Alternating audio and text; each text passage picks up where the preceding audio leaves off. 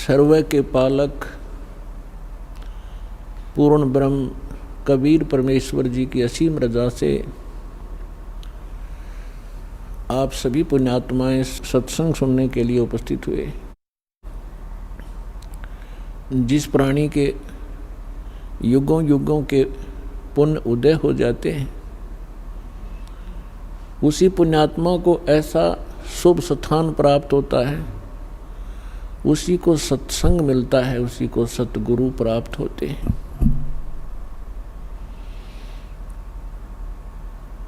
जैसा कि श्रीमद् भगवत गीता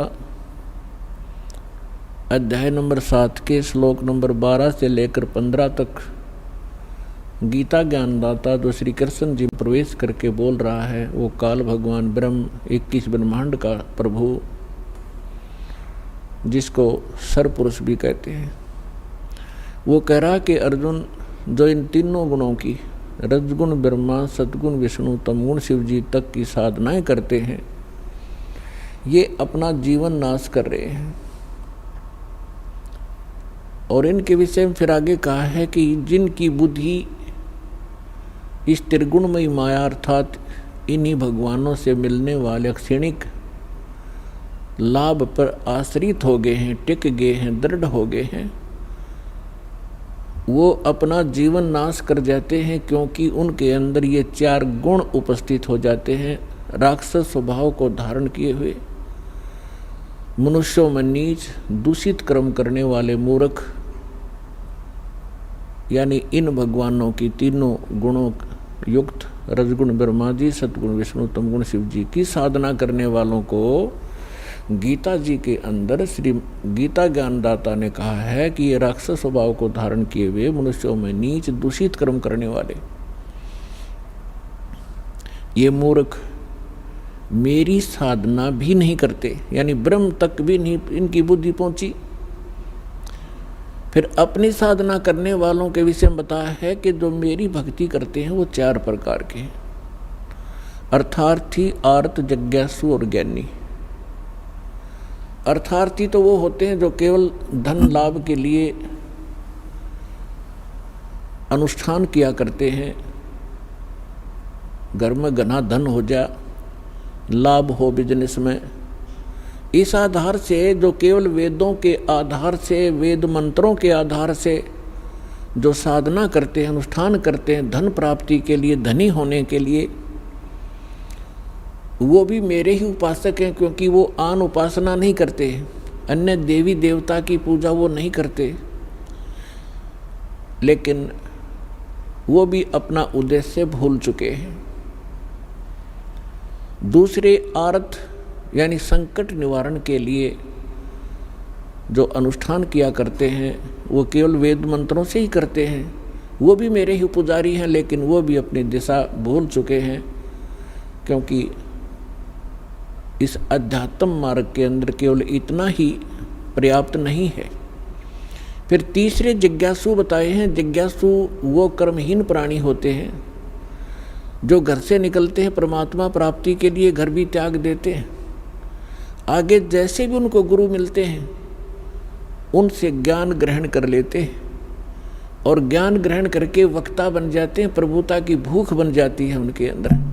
उस ऊट पटांग ज्ञान से लाखों लोगों को डुबो जाते हैं और स्वयं भी डूब जाते हैं।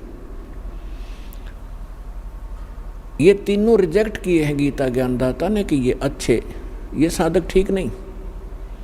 चौथे ज्ञानी बताए हैं। ज्ञानी वो प्राणी होते हैं जिनको ये ज्ञान हो गया कि जैसे परमात्मा की वाणी माता है, मानुष जन्म दुर्लभ है, ये मिलन बारंबार, तरवर से पत्ता टूट गिरे, वो बोर न लगता डर।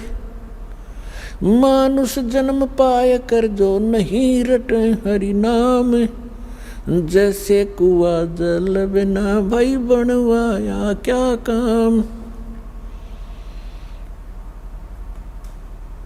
अब उनको ये ज्ञान हो गया कि मनुष्य जीवन का जो मूल कर्तव्य है, मूल उद्देश्य है केवल परमात्मा प्राप्ति, सत साधना करना, और मोक्ष करवाना होता है।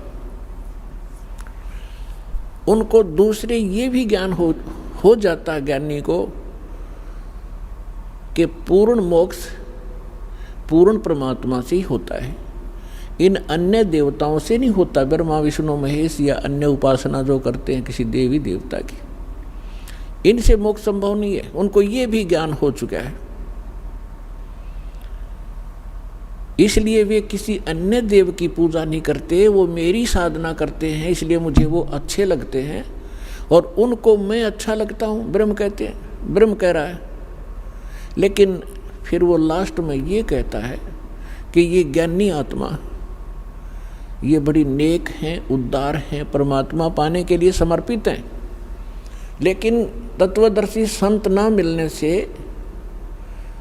ये ज्ञानी आत्मा, अच्छी आत्मा भी मेरे वाली अनुत्तम श्रीमद् भगवद गीता अध्याय नंबर 7 के 16, 17, 18 में ये अपने विषय में बता रहा है। 16 और 17 में तो इसने चारों का विवेचन दे दिया, अर्थार्थी, अर्थ और जिज्ञासु का और ज्ञानी का। अब गीता अध्याय नंबर 7 के श्लोक नंबर 18 में ये स्पष्ट कर देता है, गीता ज्ञानदाता ब्रह्म, ये काल भगवान ये कहता है कि ये ज्ञानी आत्मा है तो अच्छी उदार हैं, लेकिन इनको तत्वदर्शी संत ना मिलने से ये मेरे तक ही सीमित रहे और मेरे वाली अनुत्तम, 7वें अध्याय के 18वें श्लोक में एक अनुत्तम शब्द है, अनुत्तमाम। एक तो अनुत्तम होता है, एक अनुत्तमाम, अति घटिया, एक उच्च, एक उच्चतम, सर्वोच्च, यानी सबसे घटिया मेरी साधना है, उसमें ये आश्रित हो गए। अब कहते हैं ये ज्ञानी सभी उदार हैं, लेकिन ये मेरे वाली घटिया में अनुत्तम श्रेष्ठ गति में ही श्रेष्ठ रहे। अब ब्रह्म की साधना क्या है? ओम नाम का मंत्र, और ओम नाम से क्या प्राप्ति होती है? ब्रह्मलोक। गीता अध्याय नंबर 8 के श्लोक नंबर 13 में ये अपनी साधना स्पष्ट करते हैं कि ओम इति एकाक्षरम ब्रह्म व्यवहारण माम अनुसमरण यह परियाति तजन देहम स याति परमाम गतिम। मुझ ब्रह्म का केवल एक ओम मंत्र है, नथिंग एल्स। इसके अतिरिक्त मेरा कोई मंत्र नहीं है, और इसका अंतिम सांस तक, शरीर त्यागने तक इसका सिमरण करता हुआ जो शरीर छोड़कर जाता है वह ब्रह्मलोक को प्राप्त होता है। यानी मेरी सबसे उत्तम यानी परम गति प्राप्त होती है जो ओम से मिलने वाली है। श्री देवी भागवत 7वां स्कंद, सचित्र मोटा टाइप, गीता प्रेस गोरखपुर से प्रकाशित के पृष्ठ नंबर 562 और 63 पर यह निर्णय दिया है देवी जी ने। राजा हिमालय को वो ज्ञानोपदेश कर रहे हैं। वो कहती है कि मेरी साधना भी छोड़ दे जिसने मोक्ष चाहिए, और वो क्या बताती है कि ब्रह्म पाने का उद्देश्य रखो, ओम नाम का जाप करो, जिस कारण से आप उस ब्रह्म को प्राप्त हो जाओगे जो ब्रह्मलोक में रहता है। यानी ओम नाम ब्रह्म का है और ब्रह्म ब्रह्मलोक में रहता है, और ओम नाम का जाप करने वाले ब्रह्मलोक को प्राप्त होते हैं। श्रीमद् भगवद गीता अध्याय नंबर 8 के श्लोक नंबर 16 में ये स्वयं गीता ज्ञानदाता स्पष्ट करता है कि ब्रह्मलोक में गए हुए प्राणी भी पुनरावृत्ति में है, अर्थात उनका भी जन्म और मृत्यु होता है। अब जैसे ज्ञानी आत्मा कौन थे? एक चुनक नाम के ऋषि थे। एक चुनक नाम के ऋषि थे। परमात्मा पाने के लिए उद्देश्य से उन्होंने वेदों को पढ़ा, और जैसा भी ब्रह्मा जी से या मनु जी से अन्य जितने भी ऋषि हुए सभी नकली थे, इनको वेद ज्ञान नहीं था। पुण्यात्माओं, आज बुद्धिमान समाज हो गया, इसलिए दास ये शब्द कहने में सफल हो रहा है, क्योंकि हमारे सदग्रंथ गवाह हैं, और ऐसे इंस्ट्रूमेंट परमेश्वर ने उपलब्ध करा दिए आपके लिए कि इन दुष्ट लोगों का अब दाव लग नहीं रहा, ये सिर पटक रहे हैं पागल कुत्ते की तरह। अब भी चाह रहे हैं कि जनता को बरगला दें, हमारे धंधे चलते रहें। लेकिन परमात्मा ने सबसे पहले उपकार ये किया आपके ऊपर कि आपको शिक्षित किया, और फिर ऐसे उपकरण बनवाए। न ये मनुष्य मेड नहीं है, ये मनुष्य की बुद्धि के सत्र का काम नहीं है। इंटरनेट लगाना, टीवी चैनल बनाना, ये अभी 10 वर्ष से क्यों हुए, 15 वर्ष से पहले ना थी ये कभी। केवल आपके ऊपर रहम किया दाता ने, वो समर्थ शक्ति है, उन्होंने इस समय ये काम करना ही करना था। तो दास ने ये कहा कि आज तक जितने भी ऋषि महर्षि हुए हैं, ये सभी अज्ञानी थे, इनको कख भी पता नहीं था वेदों और गीता और हमारे सदग्रंथों का। ये समय रह कर आपको बहुत बार प्रमाणित भी किया, समय आने पर इस सत्संग के दौरान भी समय लगा तो प्रमाण दिखाएंगे। आज का जो विषय है वो अलग है। तो चुनक नाम का ऋषि था, उन्होंने वेदों में पढ़ लिया। यजुर्वेद अध्याय नंबर 40 के मंत्र नंबर 15 में लिखा है कि वायु अनिलम अथिदम भस्मांतम शरीरम ओम करतो सुमर किलबे सुमर और करतुम सुमर। ओम नाम का जाप काम करते करते सिमरण करो, विशेष कसक के साथ सिमरण करो, यानी श्रद्धा के साथ। और मनुष्य जीवन का प्रथम कर्तव्य जानकर ओम नाम का जाप करो। अब यहाँ इन ऋषियों ने इससे निष्कर्ष निकाल दिया कि उस पूर्ण परमात्मा का ओम मंत्र है, क्योंकि वेदों में और अन्य कोई मंत्र का निर्देश संकेत नहीं है, स्पष्ट नहीं है। इसलिए इन्होंने यजुर्वेद अध्याय नंबर 40 के मंत्र नंबर 15 से ओम नाम ले लिया और ये पूर्ण ब्रह्म का मान लिया। अब ये इनकी सबसे बड़ी अज्ञानता रही है ऋषियों की। इन्होंने यजुर्वेद अध्याय नंबर 40 के श्लोक नंबर 17 को भी पढ़ा होगा, पर वो समझ नहीं सके। उसमें वेद ज्ञानदाता कहता है कि वो पूर्ण परमात्मा, पूर्ण ब्रह्म, पूर्ण पुरुष, वो तो गुप्त है, परोक्ष है, और मैं ब्रह्म हूँ, मेरा ओम नाम है, और मैं ब्रह्मलोक में रूपी दिव्य आकाश में रहता हूँ।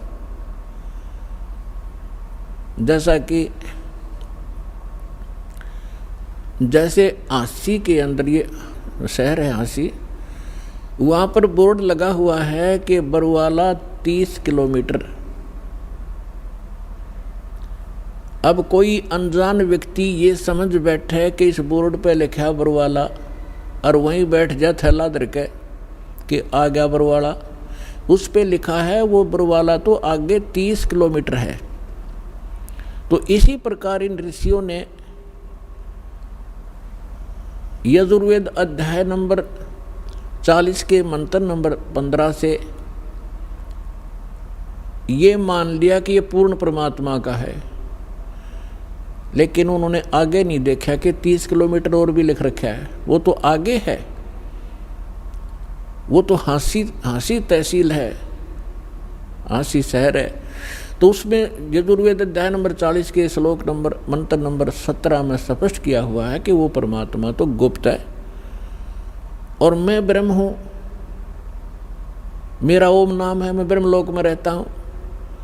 और यजुर्वेद अध्याय नंबर 40 के श्लोक नंबर 10 में स्पष्ट किया हुआ है, वेद ज्ञानदाता कहता है कि कोई परमात्मा को संभुहात बोलता है। संभुहात माने जन्म लेता है, श्री राम और श्री कृष्ण के रूप में।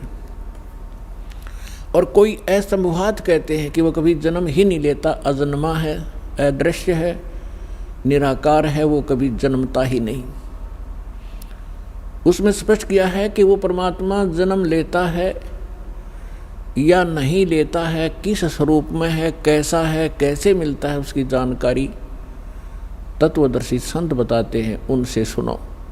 तो क्या ये इन्होंने संस्कृत तो पढ़ी थी ऋषियों ने, ये नहीं देखा कि वो फिर कोई और इनसे भी अलग कोई संत है, वो और ज्ञान है, श्रीमद् भगवद गीता अध्याय नंबर 4 के श्लोक नंबर 32 में स्पष्ट किया हुआ है कि अर्जुन, जो मैंने अभी अध्याय नंबर 4 के श्लोक 25 से लेकर 31 तक जो भी साधनाएं जैसा भी कोई कर रहा है, कोई योग साधना करता है, कोई देवताओं की पूजा करता है,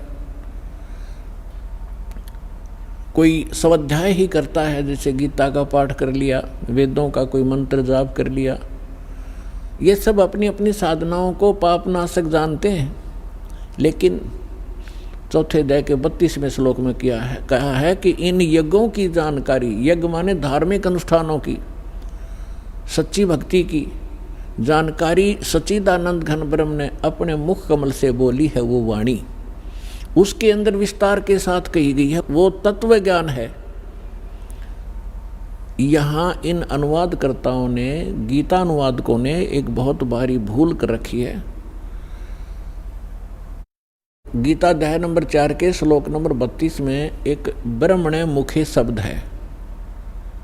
यहाँ इन्होंने ब्रह्मणे का अर्थ कर दिया वेद की वाणी, ब्रह्मणे मुखे।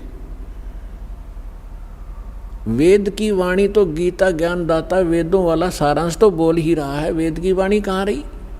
और वेद खुद कहते हैं उसमें वो कोई और संत है और ही ज्ञान बतावेगा, उससे सुनो। तो उसमें बताया है कि वो ब्रह्मणे मुखे का अर्थ है, ब्रह्मणे माने सच्चिदानंद घन ब्रह्म, यानी परम अक्षर ब्रह्म, पूर्ण परमात्मा इस धरती पर आते हैं। अपने मुख कमल से स्वयं ही वो यथार्थ ज्ञान अपने द्वारा रची हुई सृष्टि को सही सही बताते हैं, और यथार्थ साधना धार्मिक अनुष्ठानों की जानकारी भी वो स्वयं ही बताते हैं, बोल बोल के सुनाते हैं। वो सच्चिदानंद घन ब्रह्म की वाणी कहलाती है, वो तत्व ज्ञान है। इब गीता अध्याय नंबर 17 के श्लोक नंबर 23 में भी यो ब्रह्मणे शब्द है। वहाँ इन अनुवादकों की बुद्धि विचलित नहीं हुई, वहाँ अर्थ ठीक कर दिया। ओम तत्सत इति निर्देश ब्रह्मणे त्रिविध समर्थ ब्राह्मणा तेन वेदा च यगा विहिता पुरा। उसमें ये ब्रह्मणे शब्द है, वहाँ इन्होंने सही अर्थ किया है। ब्रह्मणे माने सच्चिदानंद घन ब्रह्म, यानी पूर्ण परमात्मा, परम अक्षर ब्रह्म की साधना का, उसकी प्राप्ति के लिए 3 मंत्र के जाप का निर्देश है।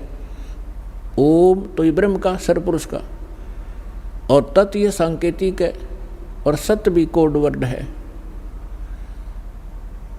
तत् जो है ये अक्षर पुरुष का है, और सत्य जो गुप्त है वो परम अक्षर ब्रह्म सच्चिदानंद घन ब्रह्म का मंत्र है। इन तीनों के मंत्र के जाप से उस परम अक्षर ब्रह्म की प्राप्ति होती है। तो जो दास आपको बताने जा रहा था कि आप कितने पुण्यकर्मी प्राणी हैं और कितने पूर्व जन्म के शुभ संस्कारों से युक्त हैं, जो आप सतलोक आश्रम बरवाला जिला हिसार हरियाणा में पहुँचे, उसके लिए सब भूमिका बता रहा हूँ आपको। इतना प्रमाण दे करके आपकी बुद्धि सेट होएगी कि सचमुच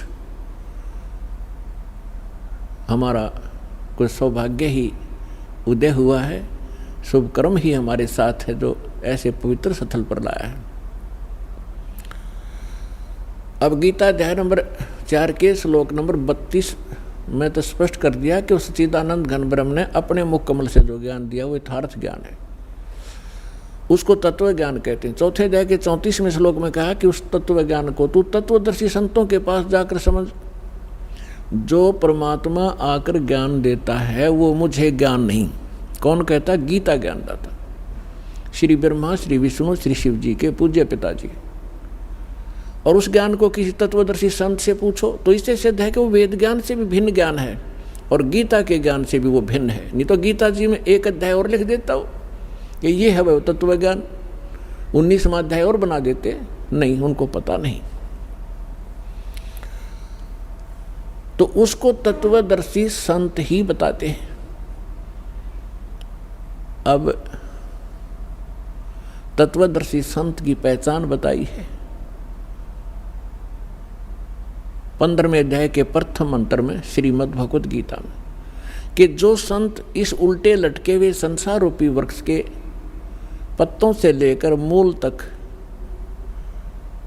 विस्तार से बताता है, भिन्न भिन्न बताएगा। स वेदवित, वो तत्वदर्शी संत है, वह वेद के तात्पर्य को जानने वाला है।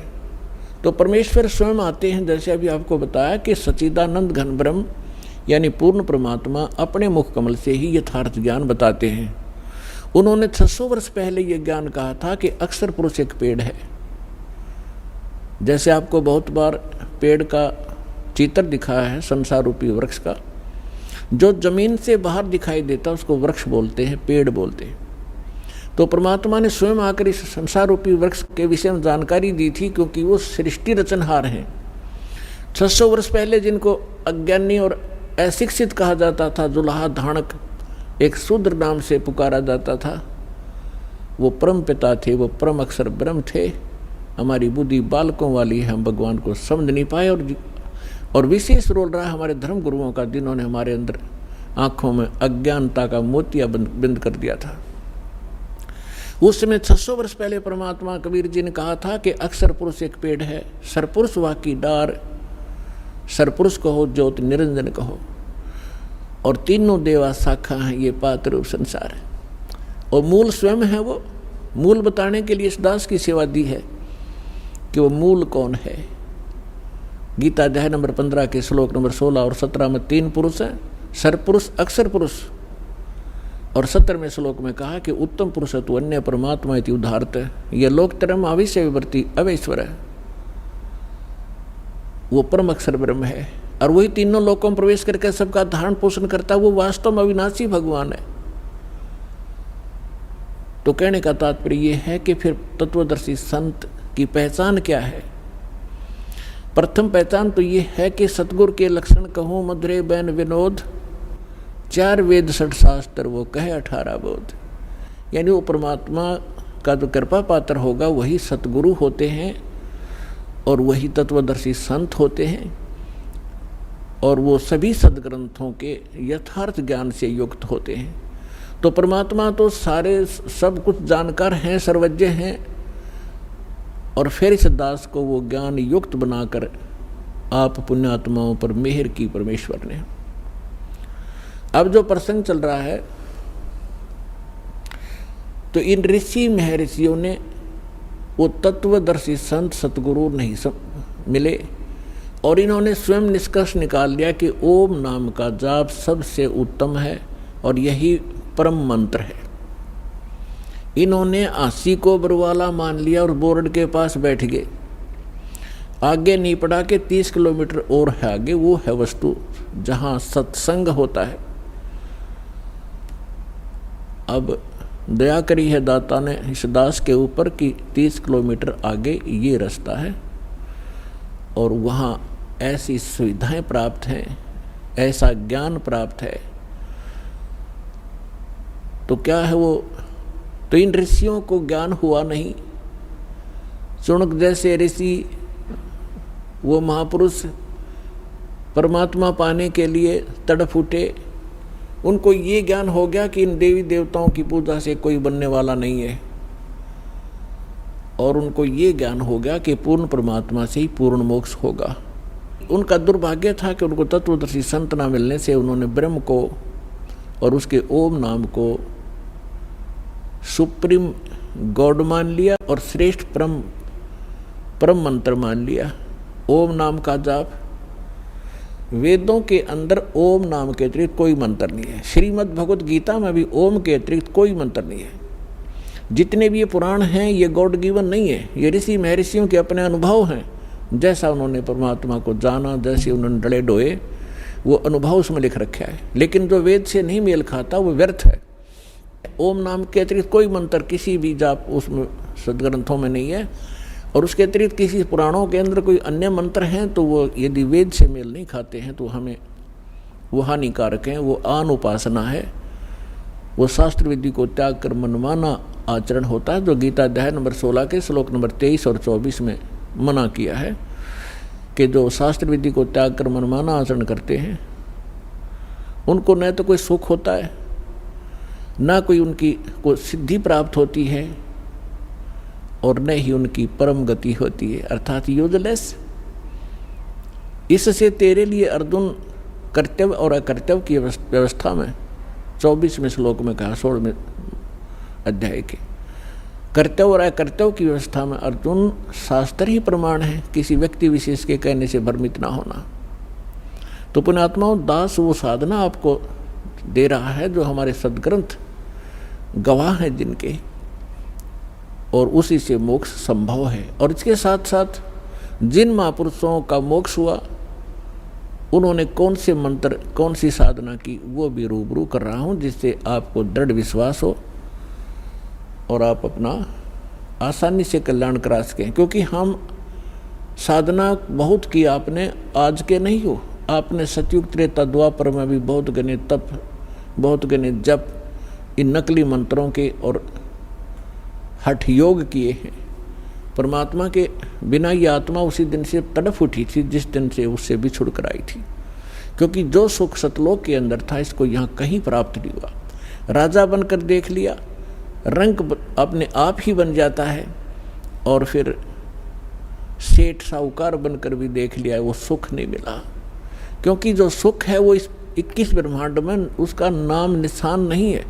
जिस सुख की हम खोज कर रहे हैं वो सुख वहाँ मिलेगा जहाँ वो सुख है, सतलोक के अंदर। अब कोई खल की बोरी में और खांड का टेस्ट ढूंढ रहा है तो चेक आखिरी तक खोज लिए, उसकी तली तक भी खड़ ही मिलेगी।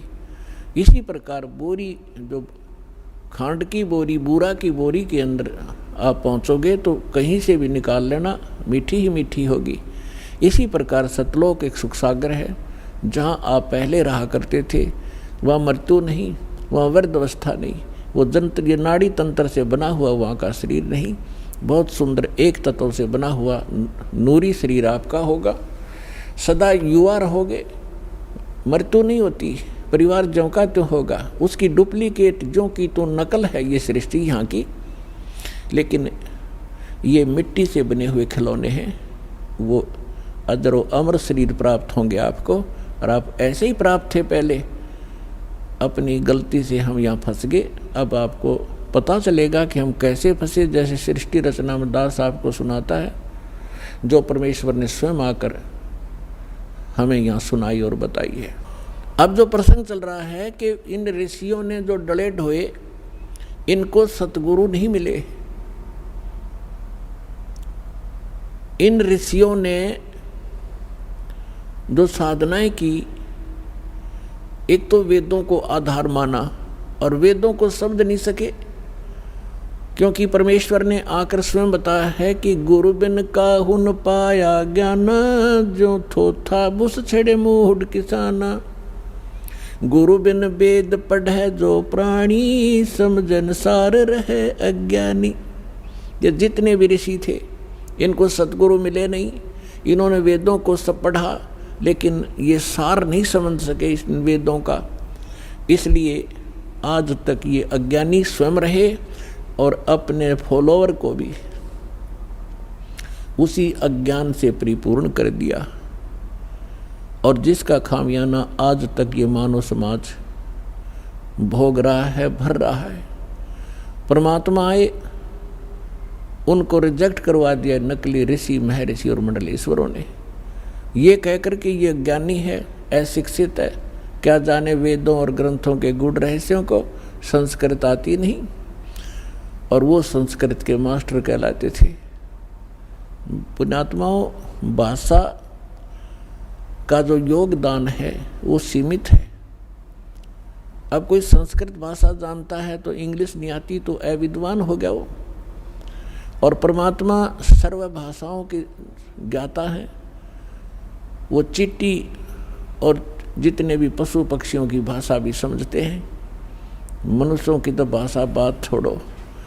तो उन्होंने जो ज्ञान दिया था वो हमें स्वीकार्य नहीं होने दिया गया, और वही ज्ञान दया करके परमात्मा लिखवा गए अपनी प्यारी आत्मा धर्मदास जी से। और वो आज हमारे लिए प्रमाण है, उनके अंदर लिखा हुआ वही ज्ञान आज हमारे उन आदरणीय सदग्रंथों में विद्यमान है जिनको हम सत्य माना करते थे, सर्वोद्धार्य मानते थे, वेद गीता पुराणों के अंदर। तो वो भगवान थे, अशिक्षित होते हुए और इन सब ग्रंथों का के अंदर का ज्ञान वो हमें बताकर चले गए सिंपल लैंग्वेज में, तो वो भी भाषा है, एक संस्कृत भी भाषा है। भाषा का काम अपने विचारों को दूसरे तक पहुंचाना मात्र होता है। अब जैसे संस्कृत भाषा में सभी जो हमारे पूर्व के धर्मगुरु थे, हिंदू धर्म के धर्मगुरु, वो केवल संस्कृत भाषा ही बोला करते थे। सदग्रंथों को उन्होंने रट रखा था, चारों वेदों को भी घोट लिया था, चतुर्वेदी कहलाते थे।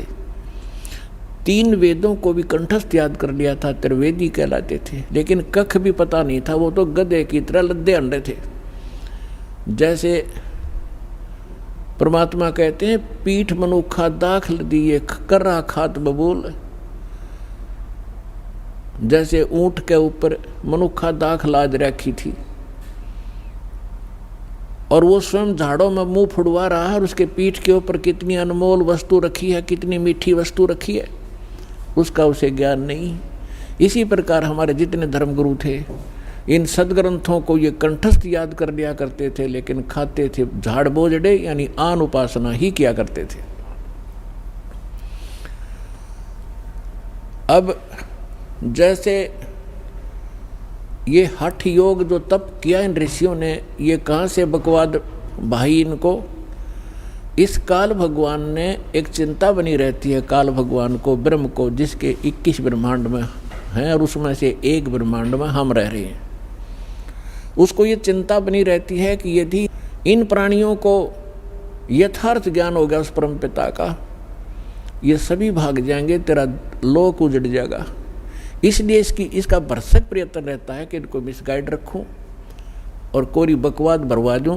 साधना करने की इच्छा हो तो गलत करें, शास्त्र विरुद्ध करें, और नहीं फिर जैसे ऋषि महर्षि घर से निकले साधक निकलते हैं, जो साधना वो कर रहे होते हैं, उनसे कुछ होना जाना तो उनसे होता नहीं। 1-2 वर्ष के बाद फिर उनमें कोई ऐब जरूर होता है, कोई सुल्फा पीने लग जाता है, कोई भांग पी कर टाइम पास करता है तो कुब्द में लग जाते हैं, कोई सिद्धियां प्राप्त कर लेते हैं, फिर एक दूसरे पर प्रभुता फैलाकर जनता में वो प्रशंसा के पात्र बनकर अपना जीवन नाश कर जाते हैं। तो पुण्यात्माओं, इस तत्व ज्ञान से पता चलेगा कौन कितने पानी में और कौन सी साधना सही, कौन सी गलत। जैसे जब ब्रह्मा जी कमल के फूल पर विराजमान थे और उस समय वो कहते हैं कि मुझे नहीं मालूम मैं कहाँ से उत्पन्न हो गया, इस कमल के फूल पर मैं कहाँ से आ गया और कौन मेरा जनक है। तो फिर वो ऐसा विचार कर रहा था, उसी समय इस काल भगवान ने, इनके पिता ने आकाशवाणी कर दी कि तप करो, तप करो। ब्रह्मा जी कहते हैं, मुझे आकाशवाणी सुनाई दी कि तप करो। मैंने 1000 वर्ष तक तप किया। ये तप करवा कर सिद्धियां प्राप्त करवा लेता है, और जैसे बैटरी चार्ज कर ली तप करके, और फिर आगे फिर दूसरी बार फिर 1000 वर्ष जब तप कर लिया ब्रह्मा जी ने, फिर दूसरी आकाशवाणी कर दी कि सृष्टि करो। सूक्ष्म वेद में कहा है कि तपो तपो कर वाक्य सुनाया, लोक रचो बल मेरी माया। पहले तो कहा तप करो, तप करो। जब तप कर लिया, जब कहा कि सृष्टि रचो, तो ब्रह्मा जी ने उस आकाशवाणी जो काल ब्रह्म की थी उसको पूर्ण परमात्मा की मान ली, क्योंकि इनको पता था नहीं कख भी कौन भगवान है, कैसा है। आज तक इनको परमात्मा का कोई साक्षात्कार नहीं हो लिया है। वेदों से तो ओम नाम ले लिया इन्होंने, और ब्रह्मा जी ही इस सृष्टि के अंदर, काल सृष्टि में सबसे बड़े विद्वान माने जाते हैं और उन्हीं को वेदों का ज्ञाता माना जाता है। अब अन्य जिस भी ऋषि को, मनु को या वासिष्ठ को, जिसको भी उस ब्रह्मा जी ने जैसा ज्ञान दिया, तो उसमें से एक तप भी साथ जोड़ दिया सभी ने कि ब्रह्मा जी को आकाशवाणी हुई थी कि तप करो। ये तप ले लिया चुनक ऋषि ने ब्रह्मा जी का मौखिक। तब तक तो वेद प्राप्त भी नहीं हुए थे। उसके बाद फिर सागर मंथन हुआ था जब 4 वेद प्राप्त हुए थे। वैसे कंप्लीट जो वेद थे ये 5 थे। इस काल भगवान को पांचों परमात्मा ने वहाँ से फैक्स कर दिए थे श्वास इसकी अंतःकरण में। फिर इसके श्वासों के द्वारा ये बाहर निकले थे सागर के ऊपर और सुसज्जित बहुत सुंदर थालियों के अंदर आए थे। तो इस ज्योत निरंजन ने वो चारों पढ़े, पांचों पढ़े इसने।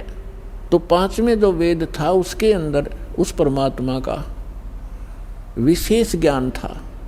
तो इसको चिंता बन गई कि उस परमात्मा की इस प्रकार जानकारी प्राणियों को होगी, ये सब भाग जाएंगे। उसने पांचवां वेद छुपा दिया और 4 वेद अपने पुत्र ब्रह्मा को दे दिए। सागर मंथन के समय अपनी श्वासों से छोड़ दिए और 5वां गुप्त कर लिया। उसकी अक्षति पूर्ति करने के लिए स्वयं परमेश्वर को आना पड़ता है, उस 5वें वेद को, तत्व ज्ञान को बताने के लिए। तो जो दास आज कंसेप्ट क्लियर करने जा रहा है कि आपको वो स्थान मिला, आपको तत्व ज्ञान मिला, तो आप कितने शुभ संस्कारी प्राणी हो। सभी बहन भाई बुजुर्ग बेटी माई बाई सभी जो यहाँ पहुँचे, चाहे कोई दुख में आ रहा है, चाहे कोई ज्ञान समझ के आया है, या किसी भाई बहन के कहने से इस पवित्र स्थल पर पहुँचा है, तो यहाँ आने के बाद अपने आप इस रंग में रंग ही जाता है 1-2 बार सत्संग सुनने के बाद। आज सब बुद्धिमान समाज है, तो जो प्रसंग चल रहा है हम उसी पर आते हैं। तो इन्होंने ब्रह्मा जी से प्राप्त उस ज्ञान के आधार से चुनक ऋषि ने तप सेलेक्ट कर लिया और वेदों से ओम मंत्र। तो गीता अध्याय नंबर 7 के श्लोक नंबर 18 में कहा है कि ये ज्ञानी आत्मा हैं तो उदार मीन समर्पित हैं परमात्मा के लिए। हजारों वर्षों तक तप किए, साधनाएं की, सूख कर काटा हो गए, प्रवाह नहीं की, चाहे जान भी जाओ परंतु परमात्मा मिले मोक्ष हो। लेकिन किक्कर बबूल का बीज बो के और आम की आस करना महामूर्खता होती है। इसी प्रकार इन ऋषि महर्षियों ने ओम नाम का जाप ये बबूल का बीज बोया, हठ योग करना भी ये बबूल का बीज है। इसकी साधना करके ये पूर्ण मोक्ष की आशा में बैठे। हजारों वर्षों तक चुनक ऋषि साधना करते रहे। गीता अध्याय नंबर 11 के श्लोक नंबर 32 में गीता ज्ञानदाता कहता है कि अर्जुन मैं काल हूँ और सब लोगों को अक्षय करने के लिए, इनका नाश करने के लिए अब मैं प्रवृत्त हुआ हूँ। तो श्री कृष्ण जी तो पहले ही विद्वान थे श्री अर्जुन के साथ, क्योंकि उसके रिलेटिव थे, अर्जुन के साले थे श्री कृष्ण भगवान। और वो श्री कृष्ण नहीं, उसमें वो काल बोल रहा था, जब कहता ये देख मेरा ये वास्तविक स्वरूप है और मैं काल हूँ, 1000 भुजा है उसके। और गीता अध्याय नंबर 11 के श्लोक नंबर 21 में अर्जुन कह रहा है कि भगवान आप तो इन सभी ऋषियों को खा रहे हो, सभी देवताओं को भी खा रहे हो, सिद्धों के समुदाय आपके सामने हाथ जोड़कर खड़े हैं और वेदों के सूक्तों से आपकी ही स्तुति कर रहे हैं और आप उनको भी खा रहे हैं।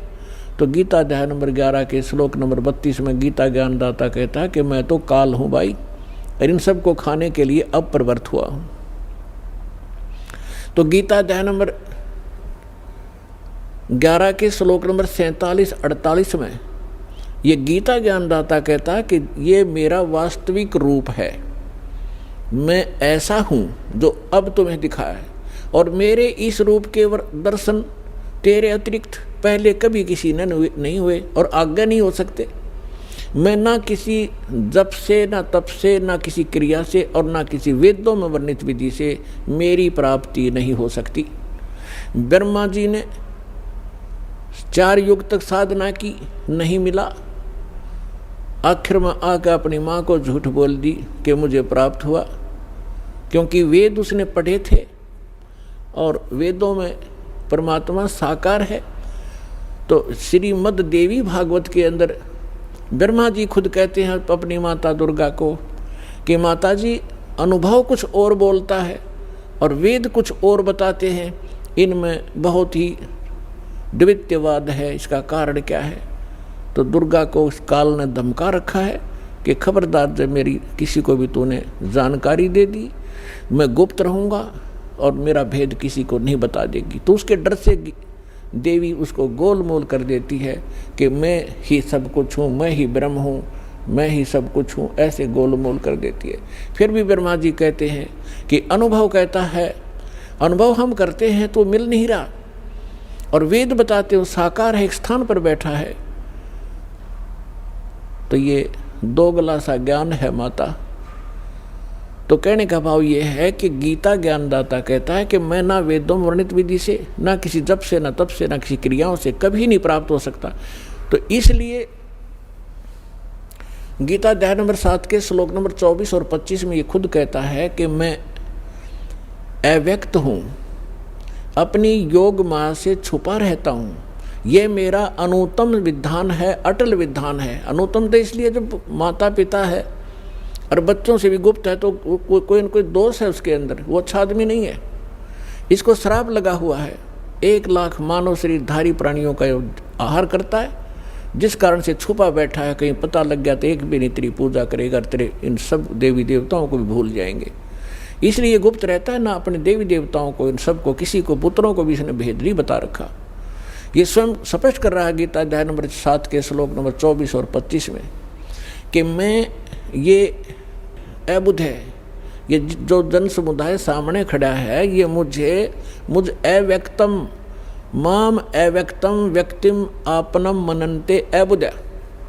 ये मूर्ख मुझ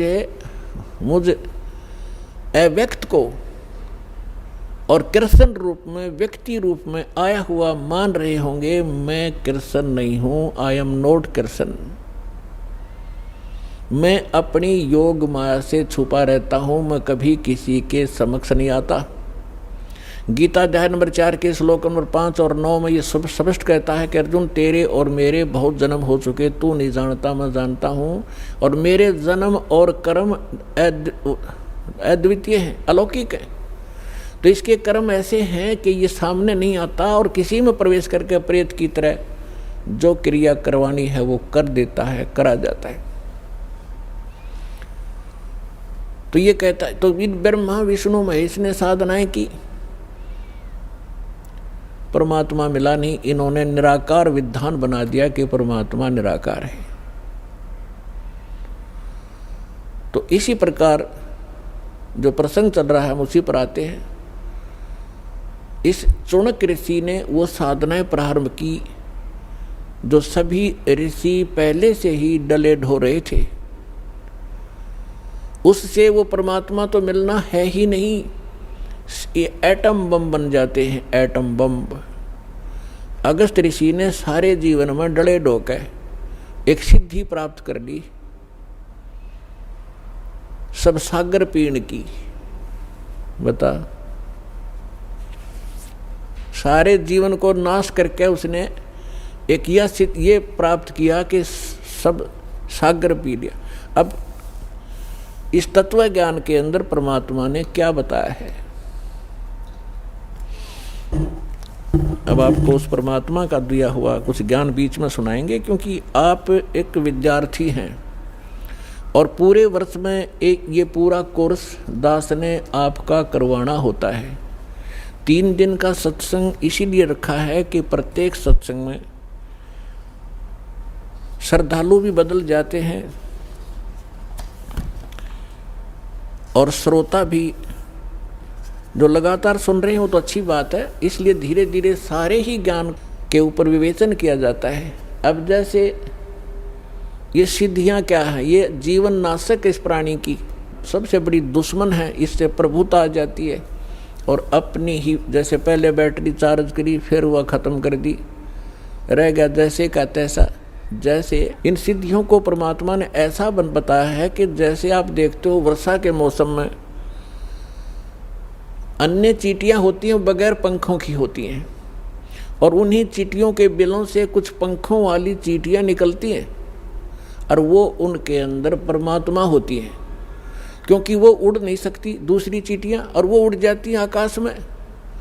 तो वो यूँ सोचे हैं कि ये तो भगवान से मिल ली, क्योंकि ये तो उड़ जाती हैं आकाश में। और वो आकाश में जैसे आजकल आप देखते हो मौसम वर्षा का है, तो चींटियाँ निकलती है पंखों वाली कीड़ियाँ, और कहाँ जाती हैं? या तो दीपक पर जाकर जल कर मर जाएंगी, या फिर बल्लभ के चारों तरफ घूमती रहेंगी। थोड़ी सी देर में उनकी पंख टूट जाएंगी, कट कर नीचे पड़ जाएंगी, और वो चिट्टी की चिट्टी रह जाएंगी। इसी प्रकार ये जो साधना करते हैं, गलत साधना करते हैं, शास्त्र विधि को त्याग कर जो मनमाना हठ योग आदि करते हैं, अन्य जाप मंत्र अनुष्ठान करते हैं, उनसे उनमें सिद्धियाँ आ जाती हैं। और आम मानव से वो जैसे आकाश में उड़ जाना, जल के ऊपर ऐसे चलना जैसे थल पर चलते हैं, सब समुद्रों को पी लेना, इस तरह के जो ये कलाबाजी इनमें आ जाती है, तो आम मनुष्य न्यू सोचे न भगवान मिल गया।